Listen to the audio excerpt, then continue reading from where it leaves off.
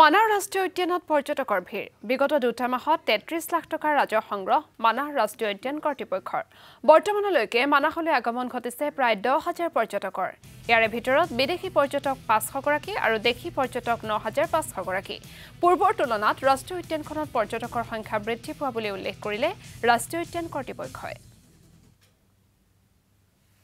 মানাহ ৰাষ্ট্ৰীয় উদ্যান বৰ্তমানলৈকে আমাৰ যি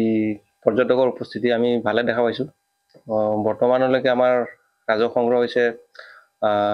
about more than 33 lakhs আৰু আমাৰ পৰ্যটকৰ সংখ্যা দেশী বিদেশী মিলি more than 10,000 বৰ্তমানলৈকে আহিছে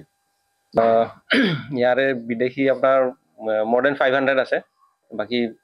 around more than 10,000 এইখিনি হেৰি আমাৰ দেশীয় পৰ্যটক যদি আমি যোৱা বছৰৰ এই ডাটাটো কম্পেয়াৰ কৰো তো এই বছৰ আমি পৰিলক্ষিত হৈছে অলপ বঢ়াৰ পৰিলক্ষিত হৈছে যোৱা বছৰতকৈ অলপ বাঢ়িছে সুখী হোৱা যেন অনুভৱ হয় দেখাটো তেখেতলোকে এইবাৰ কিজানি বহুতে টাইগাৰো দেখা পাইছে বা বেলেগ জন্তুবোৰৰ সাইটিং ভাল বুলি কৈ আছে তো আমি যিমানখিনি শুনিছো যিসকল আমাৰ গাইড আছে বা আমাৰ জিপসি সাফাৰী এছ'চিয়েশ্যনৰ মানুহ আছে তেখেতলোকে কম যদি ৰিভিউ লোৱা হয় তো তেখেতলোকে কৈছে এই বছৰ সাইটিং ভাল বা পৰ্যটকসকলক ভাল